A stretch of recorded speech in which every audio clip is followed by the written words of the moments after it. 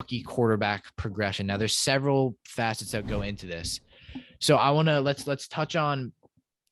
I mean, how do you guys want to? I mean, you guys want to go all quarterbacks? You want to go one by one by one? Let's go one by we one. should go one by one. Okay. Trevor Lawrence. Let's start it off there. Yeah. Man, I feel like he hasn't got enough stick for how bad he's been playing, and I think it's very fair that he has been playing bad. I think this guy is the worst situation out of all the rookie quarterbacks, and I know Zach Wilson's close, but I think Trevor Lawrence is. No, it does. I don't think it compares though. It's not comparable. Trevor Lawrence is in a much worse situation. Jaguars, yeah, that's what I'm saying. Jaguars suck. Like that's it. The Jets have the capability of winning games. They have something. Right they have something brewing, and Zach Wilson has the confidence to know that he's the guy going forward, and he's going to be in a situation where they're trying to make something. The Jaguars have no clue what's going on. No, you can say effing as long as you don't say the actual. Yeah, I don't know why. I was about to, and then I changed it. And then, all right. Yeah. No, and statistically, Trevor Lawrence has technically been better than Zach Wilson. 3,000 yards. But he's shown no progression. No, and I think I agree, but I think the reason that this guy looks so much worse, and I think the reason why we think he hasn't got much progression, because this guy literally never lost the game. Yeah. Through high school, through college. So this guy was put on this pedestal, which he was deserved to be put on because he was so good coming to the draft. We've never seen a quarterback like him. And then, goes to the Jaguars where we know there's going to be struggles. Did we think it was going to be this bad? No. That being said, he has 3,400 yards, 10 touchdowns to 17 interceptions, which is bad. I think the picks have been a big problem. But to be fair, Dylan, you talk about no progression. He looks a lot better. 3 picks first games to the second game, to the third game. And then after that, he hasn't thrown more than one. And he's went on streaks of 3-4 games. Oh, he threw 4 picks against the Titans, and 3 against the Patriots. Okay, never mind. Here's my issue with him, though. And you were making a solid point. But when we're talking about progression of a rookie, they have to be really, really good at something if the progression is limiting turnovers. They have to be really, really good at one particular aspect if their progression is limiting turnovers. Otherwise, they're just becoming an okay quarterback. Yeah. And I think that Trevor Lawrence has everything in his locker. It's just whether or not the Jaguars are able to utilize it. And I wouldn't be surprised if he gets traded in 3 years because they're a cancerous organization. Yeah, my problem is, I know you say he hasn't shown progression, but progression doesn't just come from your quarterback. It comes from the entire team, and they've only been hurt this year. Yeah. They've only been hurt by everything that has happened. And Trevor Lawrence is, unfortunately, the blame is kind of taken off him because he's a rookie quarterback, but the blame is also kind of put on him because he's the quarterback. And I think we're right not to jump to anything and stick the blame on him. I don't think we're letting him get away with anything. The Jaguars as a whole suck. They're bad. They are a bad team. They are a bad organization. It is not Lawrence's fault in the slightest. Who are his top receivers? Marvin Jones. Marvin Jones, who was the number 3 receiver for the Lions a few years ago. Laviska Shenault. Laviska Shenault, who I thought would have a much better season this year, to be fair. Hasn't shown us anything. DJ Shark has been hurt, I believe. All year. Their number one receiver who's been getting the most targets as of recently has been Laquan Treadwell. Yeah. I'm sorry. It's just, he was like a 4th string Vikings receiver. Yeah. It's just not okay. The situation they're not in is okay. They're in is not okay because, Travis Etienne was hurt before the season even started. That would have been just adding another dimension. Not only was Travis Etienne hurt before the season started, they didn't want to pick him. Yeah. They were not given their opportunity to pick what they wanted. Yeah. And then James Robinson just got hurt. I know this is recent, but James Robinson just got hurt. He was injured a little bit in the beginning of the season. Their defense is awful. I can't name 2 good players on their defense. I know Miles Josh Allen. We have the metaphorical Miles Jack and Josh Allen. I'll give that. Yeah. We have the metaphorical and literal kick in the leg, which is Urban Meyer. Yeah. I know. I think it's because Trevor Lawrence to me is someone who we went into this league and it was literally unfathomable to be like, this guy will not be successful. And I think that's the big shock. He had always been successful. And I think that's the big shock that's come to NFL fans. So wait year 2. That's been the whole thing with me. And I think that's we should, definitely want to bring in all of the quarterbacks within the conversation. I think comparatively to all the other quarterbacks, statistically, he hasn't been Like there's not a very, very evident, like he's a lot worse. And Unless you compare. I mean, right now, like we still haven't posted this. I still have this graphic. Like if you're right now, and I'll ask you this question, like if you were to take a quarterback and have him for the next 10 years out of all the rookies, I would still take Trevor Lawrence. I mean, like I would still take him. So I think There's a that's reason what people. he was the number one pick, and that's Yeah. what it is. But yeah, and it's so what's more concerning to me is I have not once seen a flash of this guy's like upside of because he's literally good at everything. That's my whole. I and I'm sure happened to watch the Jaguars. I haven't beat watched the Jaguars Dolphins once. in London, which made me. Well, immediately- yeah, that was his one game. That was his one game. I believe he had over 300 yards. He had a good game that week. Yeah. But still, even then, I think you only had a touchdown. You let Trevor Lawrence have a Thank you. good game. Yeah. All right, moving into the Good next Dolphins one. defense. Yeah. All right, we weren't formed at that point, but No, but we're with gonna go. stats, Don't like you were mention the saying, Kian, the Dolphins, don't. stats, he doesn't look that much worse than everybody else because I believe every rookie quarterback, with the exception of Davis Mills and Mac Jones, has a negative TD-INT ratio. That's true. Yeah. That's Mac Jones, who I No, wouldn't I have don't think expected Lance to does. have. But Lance hasn't really played enough to show that he, like, Lance has Yeah. only played a couple games. But of the quarterbacks who have played a decent amount of games, Wilson's got more interceptions. Fields has more interceptions. How who many am I does Wilson missing? have? Lawrence has more interceptions. I don't More remember who else interceptions than was picked who? early, but then touchdowns. Oh yeah. And Trevor Lawrence has 10 to 17, which is worse than them. But Mac Jones and Davis Mills, who are looking like the best rookie quarterbacks right now, are the only ones with positive. That's it.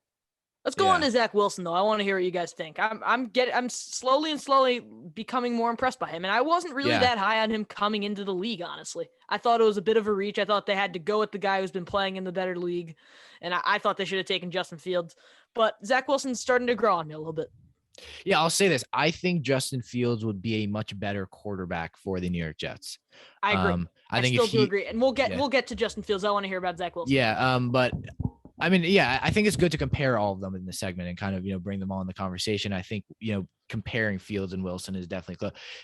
Zach Wilson to me has shown a lot of progression. The whole thing I said in our weekly predictions, the thing that he needed to do was be calm in the pocket, make smart decisions. BYU, you look at all of his plays, and this is what concerned me a lot when you look at the all 22 film of his. Zach Wilson was not playing a great division. We can confirm that. Although BYU have started to, get a little bit better. But he was on the better team. So yeah. Generally, Zach Wilson was was on the better team, whoever they were playing. You look at a lot of his, his film against North Carolina, one of the better teams they played, and some of the, other and even then not great teams. Coastal Carolina. A lot of his passes when he was a rookie, the ones that were the deep balls that were caught for a touchdown, a lot of them were underthrown. A lot of them, the receiver had to adjust. And I think that comes down to the talent wise. I think a lot of people saw that and got really excited. Does this guy have a really, really big arm and accurate at times? Yeah.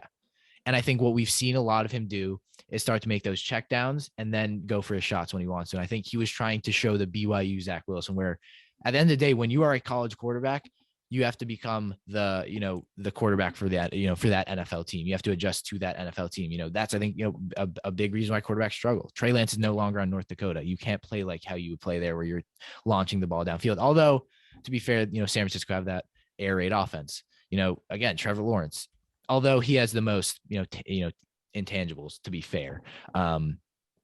It's about translating that. And I think Zach Wilson had a rude awakening when he tried to do that from BYU to the Jets, but now he started to find it out. And I mean, that Buccaneers game is just as much evidence as anybody needs of progression. He looked great, and he almost beat the best quarterback of all time. And I think if he did as much as he could at the end of the day, there wasn't many mistakes. Obviously that fourth down play, which is a miscommunication. But that happens with a lot of JV football teams. So I think that's what I want to see Zach Wilson do going into next season. Is I want to see him be more now. All right. No, let me get a second to find my words. I was about to say something that was very wrong. What were you going to say? Just say it. I was about to say I want him to be more confident and then not. Yeah, I no, knew but it was Dylan, that's a coming. I good was like, point. wait, You that's want not him it. to start the season confident. He's ending the No, but season that's not looking it. more confident.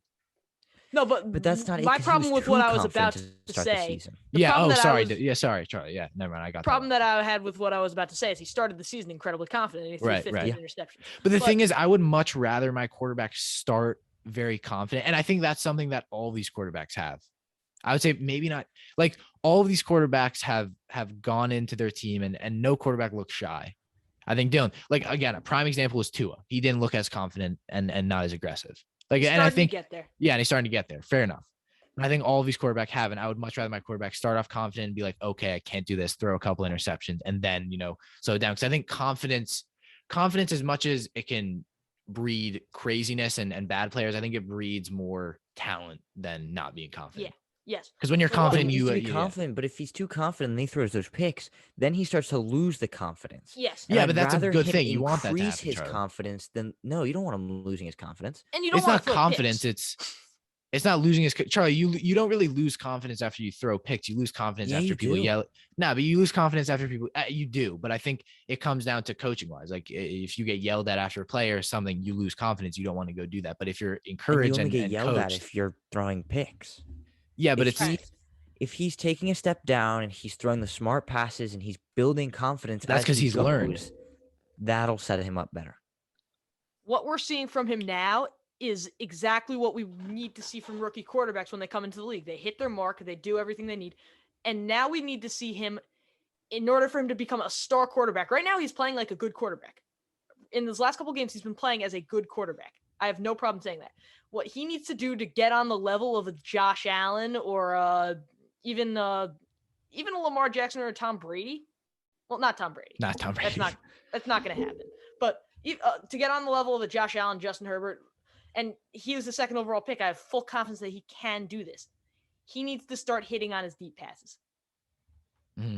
Something that the only thing that Daniel Jones does better. He misses. It's not that he doesn't throw deep passes, which is the criticism of Tua Tagovailoa, is that when he throws deep passes, it's more likely to be intercepted than it is to be caught. So Yeah, I think Zach Wilson out of all the quarterbacks has shown the most growth. Besides Mac Yes. Jones, who's just been good. I mean, look at this. This is perfect. no, but most growth I've seen from Zach Wilson, 100%. Yeah. Out of all the rookies, quarterbacks, I think Yep. I've seen the most growth from Zach Wilson. Yeah. I mean, look But at what it. he First needs, six what games. Zach Wilson needs to do next season to prove to the Jets fans and the NFL fans that he is not a joke. He is here to make this franchise what they need to be. He needs to start hitting his deep passes. Unless he doesn't want to do them, unless he doesn't want to try them, then they'll end up being a solid team. They won't, but he won't be a star. Yeah. First 6 games, 4 touchdowns, 9 interceptions, first 6, 4 touchdowns, 9 interceptions, last 6 touchdowns, 2 picks. So that's growth, literal growth. That's number. It's maturity. Yeah. Maturity. I think that's growth, maturity, whatever you want to call it. So I think that's my takeaway from Zach Wilson, because week 18, I think it's good to start concluding your opinions on people who won't make the playoffs and stuff like that, because my takeaway from Zach Wilson, especially after that Bucs game, is if I'm Jets fan, even if he does terrible week 18, I'm kind of shunning that out. I think this is the week where you're like, okay, this is a great way to end the season. Even though we lost, Zach Wilson looked really good. So I think that would be my takeaway for Zach Wilson. All right. Maturity. Let's move into Justin Fields. I'm very interested to hear your takes on him. I have actually a pretty positive Dylan, outlook. Justin Fields was not pick number 3. Let's go Trey Lance first. Okay, fair enough. I thought we weren't going to go over him, but Yeah, we can. Yeah, I mean, Trey Lance to me, I think we can look. yeah. Yeah. The main topic, and I'll let you guys go first. The main thing for Trey Lance is we saw him win a game against the Texans, so at least he won. he struggled though. Yeah, he did. Trey Lance, yeah, But he looked good at the same time. yeah. I mean, We saw Trey Lance. yeah, we saw Trey Lance. So what would your guys' takeaways be from that game in terms? I mean, because we're not doing game recaps. We're trying to do season recaps of all the quarterbacks. But Trey Lance, I mean, we haven't seen. I don't know. Has he played a full? He has though, right? He played the full game against Arizona earlier in the year. Yeah, right. And that was a close game. They almost won. He didn't have a good game. And he did not. He was 15 for 29, 192 yards and a pick. He did play well, however, the week before against Seattle. They lost by 1 score. He threw 9 for 18, 157, and 2 touchdowns. So I think Trey Lance, his passing stats are deceiving and interception rate are deceiving for how good he's playing, because he's definitely the most rushing quarterback, the most rushing oriented. You see when they play him, they're doing a lot of design quarterback runs. And I think that's the Cardinals game too. When I think about that, that's what stands out, was design quarterback runs that he was put on. And he 16 carries. Yeah. So I think that's what he brings. And I think he brings size and speed and that booming arm. I mean, at the end of the day, Trey Lance, if he can be, he right now has arguably one of the strongest arms in the NFL, and you polish that. And there's a reason there's a reason he was compared to Mahomes coming out. So I think that's a takeaway. I don't know what real opinions you can make on him so far because I want to give you much. something to go. I want to give you guys something though. I want to dispel a common myth and change a narrative in the same time. Jimmy Garoppolo is better suited to lead this team to a big playoff run than Trey Lance. We need definitely. We need to get that through our heads as an NFL society, because I feel like I'm seeing all over the place. Put Trey Lance in and they'll make a playoff run. Put Trey Lance in and they can win the Super Bowl. No, it's not going to happen. Jimmy Garoppolo runs this offense. Jimmy Garoppolo is a winning quarterback. That might not be the thing next year. That might be Trey Lance's offense next year, but right now it is set up for Jimmy Garoppolo. Trey Lance has to sit back seat. Yeah, I agree. But what I did see from Trey Lance, though, I know you said he had a rough time against this Houston team, which is not something you should want, but he improved drastically as the game went on. Yes. And we see it throughout the season. But first half, I don't know exactly what his first half stats were, but both of his passing touchdowns came in the second half. And that's when they expanded their lead. It was a close game, and I was like, are the Niners going to lose to the Texans? There's no way, right? And then they expanded that lead with a really nice 46-yard touchdown pass to Deebo Samuel. It was a good throw, good read by Trey Lance. He's looked that was impressive big, enough for me right now. Yeah. I think what we'll see we'll know if Trey Lance is a good quarterback is, first of all, I think a big implication of if he's good is the passing yards, because we know this offense is very throw ready. I think big thing that I saw immediately after the Deebo Samuel play happened is this guy can recognize routes. And I think that's a big thing, because as someone who plays in a passing offense, you need to recognize routes that first of all get open, and you need to release quickly and find those routes, because Deebo Samuel, he ran kind of a outside stunt and then out. I remember seeing the play, it was up, out, and then went out, and it's finding, I think reading plays. I think that's his play recognition is a big thing. And unfortunately, we just haven't seen that from Trey Lance this season. And I think, arguably next season, Jimmy G, if he stays, should be the quarterback. Jimmy G was winning. So, whether that means Trey Lance starts year 3, I'm not sure. I would assume he probably starts next season. But at the end of the day, if I'm the 49ers, I think he starts next season. Yeah. I would think so too. I think by next season, all the rookie quarterbacks will be starting guys, but Trey Lance to me, I think is still maybe a question. We'll move on to Justin Fields, Dylan. I want to hear your thoughts. Justin Fields to me, I don't even know if I have an opinion on him yet. So I want to hear what you have to say. Justin Fields has been a disappointment for the Bears, but it is not his fault in any way, shape, or form. No, yeah. So what we're seeing is, Andy Dalton's been starting recently now, and Nick Foles played a game. But when Justin Fields was playing, the Bears offense did not have any deep passes in his playbook. And I know that might sound like I'm over-exaggerating. I am not joking. They had 0 deep passing plays in their playbook other than Hail Marys. So Allen Robinson, with Justin Fields on the field in his first 4 games, his longest route was 10 yards. They consistently had to hit Darnell Mooney on slants, and they had to look for Cole Kmet in the middle, over the middle. But they took their biggest piece of their offense, and no matter what you say, Allen Robinson is still the biggest piece in their offense, because he's just you can't lose that skill that he had overnight. It's scheming by the offensive coordinator and Nagy. That's the problem that is going on with Allen Robinson. But I don't want to really touch on Robinson. I want to touch on Fields. What we saw from Fields is his ability to make stuff happen with his legs, especially shown by the game against San Francisco with that ridiculous touchdown play. Really showcased Justin Fields in college in a nutshell. But what we're really now starting to see is that the Bears are terrible without him, and they were respectable with him. So take that as you might want. He got hurt. Dalton came in. They aren't winning games except for the Giants. That doesn't really count. Now, I don't know how much I agree with that, because the last 7 games that Justin Fields has appeared in, they've lost all 7 of them. Is that true? Yes. One of those games, I don't know if he was given the start or not, but he was only 4 for 11. That's against Baltimore. He didn't play that whole game. I don't know how to count that. But of the last 7 that he has appeared in, they have lost all 7. And of the 12 that he's appeared in, they've only won 3. And they've won 4 games this year.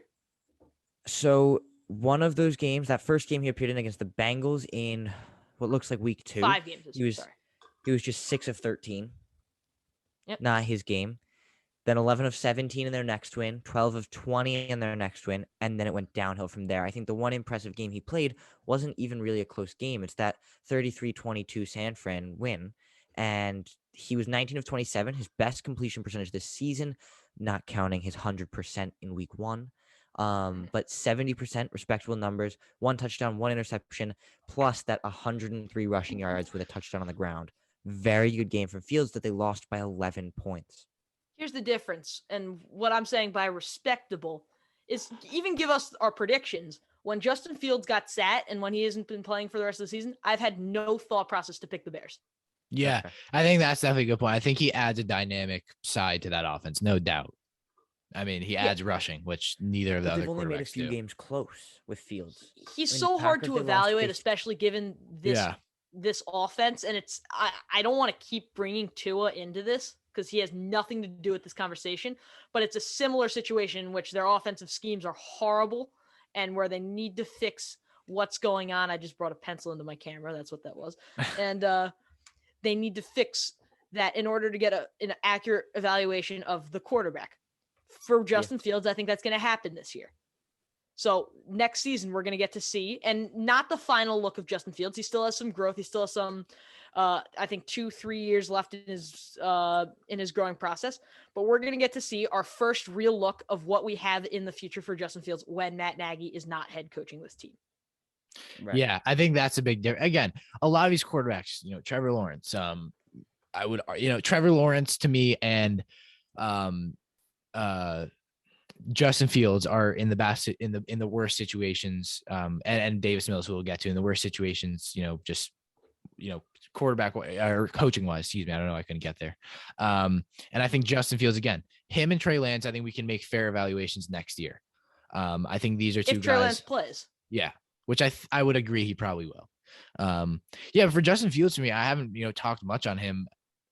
I just feel like I haven't seen enough. That's what would be my kind of thing. And the only thing I would say is he adds dynamic part to this offense. And next year I'm in no, 5 seconds, I'm starting Justin Fields. This guy's a great quarterback. We saw that in college. We know what he can do mobility wise and accuracy wise. So I think that's what the Bears will leave this season knowing, is that Justin Fields is our guy. I would assume they probably let go of either Dalton or Foles, but Justin Fields is the starting quarterback. And I still think he is. Injury concerns and other stuff like that, I think, is the only reason why he hasn't been starting this year. But again, I agree. I think you have to see a quarterback play 17, 18 games to make a first impressions kind of look at them. Yeah. Which goes a lot against my Tua takes, but there we go. What can I say? What can I say? We're growing as a channel. Yeah, to be fair, I have changed my opinion on Tua. But all right, we'll get into someone who I wanted to do a completely different segment on, because I really think Mac Jones. I know we've talked about him all the time. We know Mac Jones is good. I don't think we need to touch on him unless you guys want to. I don't want to really dwell on it too much. I just want to put out there that Mac Jones, he hasn't shown the insanity of accuracy that we were seeing in the start of the season. That doesn't mean he's playing badly. He's adjusting to the new game plan. He's adjusting to having Damian Harris back, because what we were seeing with Mac Jones and when they were winning 6-7 straight, we didn't have Damian Harris in the full fold of the offense. And just because he's not having maybe statistically as good a game, even against the Colts, he didn't have a good game and they lost, and it might be up to him. He's still adjusting. He's still working hard. Obviously I'm not excited to see how he does, because I hate the Patriots, but it's an interesting storyline. I want to see where it goes. I mean, I will say, written up here, we have, is Mac Jones ready for a road playoff game? My answer to that is yes.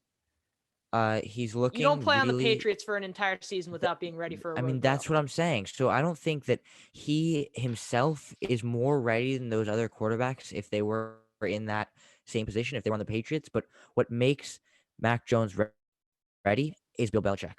And I mean, the Patriots aren't going to make the playoffs just to be scared of a road game. Bill Belichick will not have that. And I think they'll go into a road game still with high hopes. Jones will be ready. He may be a little shaky. All rookies will be. But Belichick will have it drilled into them. Belichick is the best coach we've ever seen. I think Belichick's going to have them completely ready for that road playoff game. Yeah. I think that's all we got to talk about, though. Yeah. Unless you want some. No, I agree. I definitely want to touch on Davis Mills, though. Yes.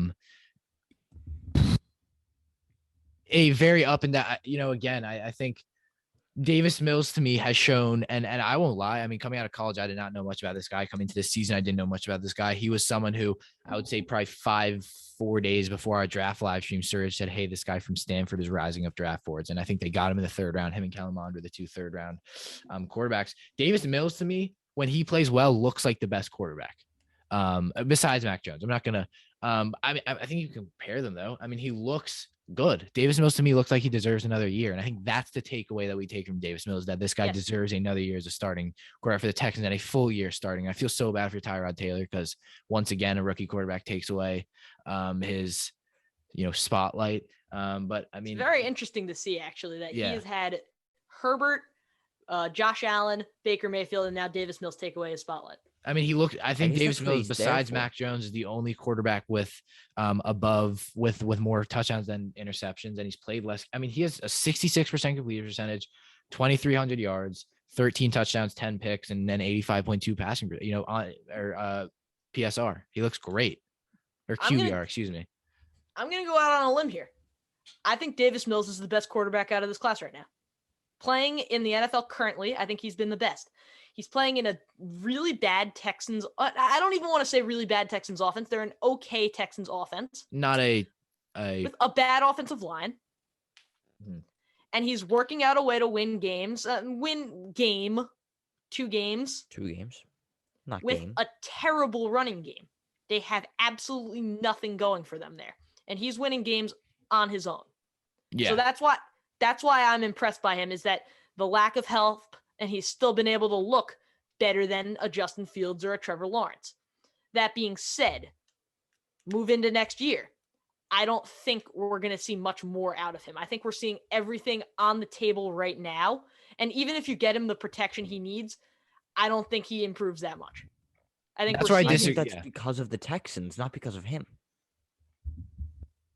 Like, I don't think that he's reached his limit. I think the Texans have reached their limit right now. And it's sad to say that that's at 2 games. But Davis Mills has looked really efficient in all but 2 games. And that's the 2 games that they didn't put up any points. Obviously, against the Bills in his just week 3, maybe week 4, that is, they lost 40-0. And he threw no touchdowns, 4 interceptions. So if you take away his stats for that game, he's at 13 touchdowns, 6 interceptions. That's more than a 2-to-1 ratio. That's really good. Yeah. And then you take away the game against the Colts where he was 6 for 14, 49 yards, no touchdowns, no interceptions. Another really poor game, just hurting his average everywhere. I mean, the games that he's been playing are really efficient. He only has 1 game with more than 2 touchdown passes, but he only has the 2 games against 1, the Colts, and 2, the Bills, where he's thrown more than 1 interception. And to me, that looks like a really ready quarterback. Yeah. And what we're going to see come into this offseason, obviously everything changes if Deshaun Watson settles his cases. But Deshaun Watson is not returning to the Texans. I don't think so either, but it does span possibilities. Do they trade him? Do they get Darnold? Do they get Tua? Do they get Heineke? I think Davis Mills has taken that out of a shadow of a doubt, that if they trade Deshaun Watson, it's not going to be for a quarterback. Yes. It'll be for 3 first-round picks. Yeah. Well, Watson is not the most of our concerns right now. We're going to let that investigation go on without making any assumptions and without making me cry. I mean, Dylan's the only one who makes assumptions on the case, so let's not. No, I've made my assumption and I've not shared it. I'm pretty sure on that Deshaun Watson used to share it all the time. Yeah. Then I might have. Yeah. But no, I think that the Texans are in the kind of the perfect situation, because next year Davis Mills is kind of the perfect option, because if he plays like not plays like we expected, but plays not great, they get that 1st, 2nd overall pick, and maybe you go get Bryce Young. And then if he works out, you probably win and you find your guy. And then it's another thing where if he plays well again, but then 3rd year plays terrible, you can go get CJ Stroud. So I think it's kind of a win-win. They're going to. I have an issue with that as a way of playing as a franchise, though. You don't want to use your quarterback as if he's bad, we get a good draft pick type guy, unless it's a veteran.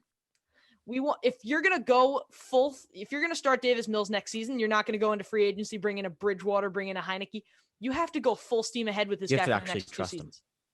You can, but Dylan, business wise, I mean, think of what you're saying. That makes no sense. He's played 13 But games. He hasn't looked it fantastic. You're will- not going to go it all in will for him. Look at Josh only Allen. Look at hurt. Well, It you will bring in a only backup. hurt if you go into Hey, the you bring- season thinking, well, we have that draft pick in case. I mean, but you have. I mean, it's not that you have that pick in case, but I'm saying, David, there's up and downs. He either wins and you are good, or he doesn't and you get a pick.